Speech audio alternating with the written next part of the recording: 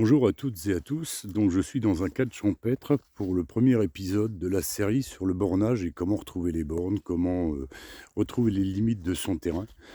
Donc, la température a un peu baissé, le soleil a disparu. Donc, je vous montre un peu. Alors là, je suis sur le chemin communal en fin de compte qui sépare mes entités. J'ai plusieurs entités. Donc, les entités pour moi, c'est des groupes de parcelles. Donc là, je suis chez moi, ou du moins chez nous, devrais-je dire.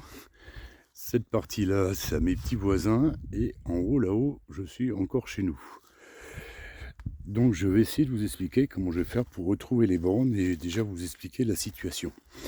Alors en Corrèze, donc après m'être renseigné, les terrains étaient souvent parcellisés par des murets en pierre. Donc je ne sais pas si vous allez voir là-haut dans le fond, juste entre le champ et le bois, il y en a un. Et là, plus flagrant, voilà, sur le chemin, on voit un ancien mur de pierre. Il y a aussi des haies qui séparaient les terrains. Donc là-haut, c'est des haies qui séparent. Ou alors, il y a des clôtures. Alors les clôtures, pour moi, c'est complètement arbitraire. Ça a été posé là par hasard. Puis ici, dans cette région, comme chacun veut être chez soi, souvent sur les parties mitoyennes, il y a deux clôtures avec 1 mètre d'espace entre les deux propriétaires. Donc 1 mètre, on va dire, de zone franche qui n'appartient à personne, qui est plein d'ronces et ainsi de suite. Donc moi, je viens d'une région où il n'y a pas de double clôture. Alors pour arriver à définir où sont les limites aussi, des fois c'est une butte de terre ou c'est un fossé. Donc le plus intéressant c'est de retrouver où sont les bornes. Alors je vais déjà vous poser j'ai fait un petit papier, je vais vous poser un peu le plan de la chose. Donc en sachant que nous avons 10 hectares de terrain, soit 100 000 mètres carrés. Tout ça c'est sur 15 parcelles. 15 parcelles qui sont divisées en 3 entités. 3 entités et une parcelle isolée. Alors la première entité, elle fait 9 parcelles. Donc c'est les pâtures et les bois que je vous avais déjà montré. La deuxième entité, c'est 3 parcelles de pâture donc qui sont sur les hauts. J'ai une entité de 2 parcelles où il y a le futur habitat, donc pour l'instant la grange. Et j'ai une parcelle où il y a le puits. Alors les périmètres. C'est ce que je dois trouver. Donc je parle de point tournant. Donc le point tournant, c'est un point où ça change d'angle, où le terrain change d'angle. Donc je vous expliquerai comment je fais pour retrouver mes terrains par rapport à ça. Donc la première entité, il y a 34 points tournants. Donc celle qu'il y a de ce côté-là. La deuxième entité, qui est pourtant que de 3 parcelles, il y a 26 points tournants. Donc il y a 26 changements de direction autour. La troisième entité, c'est-à-dire la maison, il y a 11 points tournants.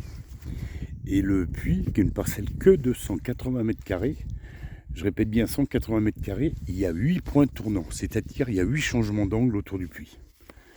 Alors les bornes existantes sur lesquelles je vais essayer de m'appuyer pour retrouver mes terrains, pour remettre mes terrains à peu près, tout ça sans l'aide d'un géomètre expert qui me prendrait 250 € par borne. Alors la première parcelle, celle des bois, il y a 13 bornes existantes, alors il faut que j'en retrouve.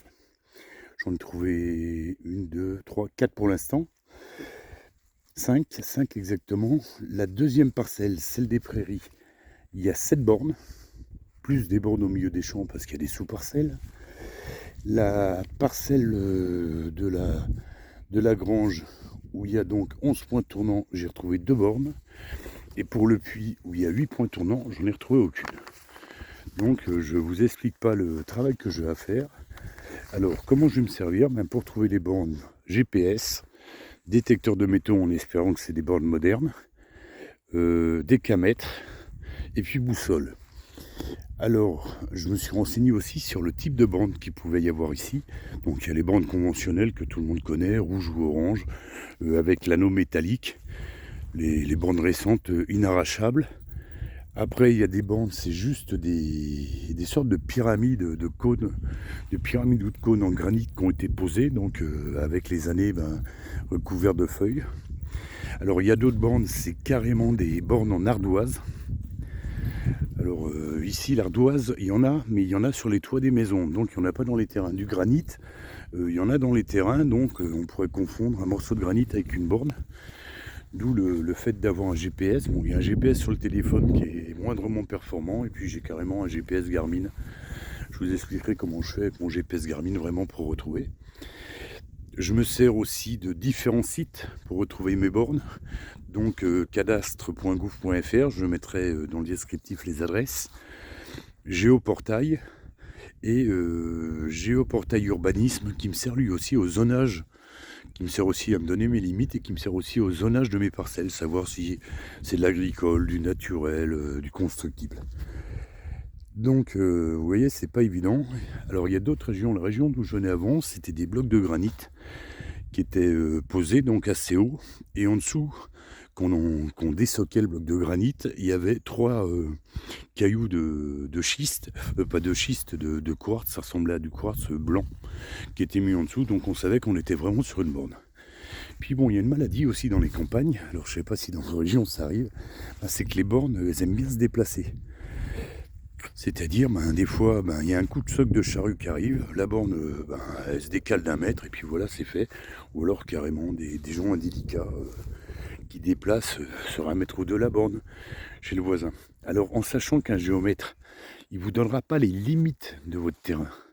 Le but d'un géomètre, c'est de vous donner votre surface.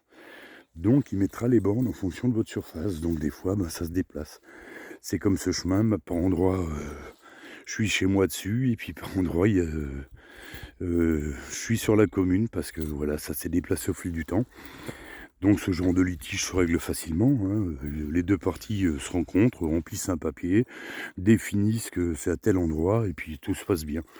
Donc c'est comme ça que ça s'est passé avec la commune. J'aurais demandé, ils m'ont dit de poser ma clôture le long, et puis bon, on fera comme ça, j'entretiendrai. Parce que c'est juste qu'un vulgaire chemin qui est en plus de moins en moins praticable, de plus en plus en friche. Donc voilà. Alors je rappelle que comme ça, pour les chemins communaux, les propriétaires qui ont des terrains limitrophes doivent empêcher leurs arbres de tomber dessus, et doivent empêcher aussi les ronces d'aller dessus. Alors vous voyez, j'ai un peu de travail sur celui-là, hein. Donc j'avais commencé, hein. Ici c'était un énorme tas de ronces qui allait sur le chemin. Voilà, il n'y en a plus. Bon, je vous souhaite une bonne journée à tous, et je vais vous faire dans la foulée la deuxième vidéo sur les bornes, on va dire, modernes. Bonne journée à tous.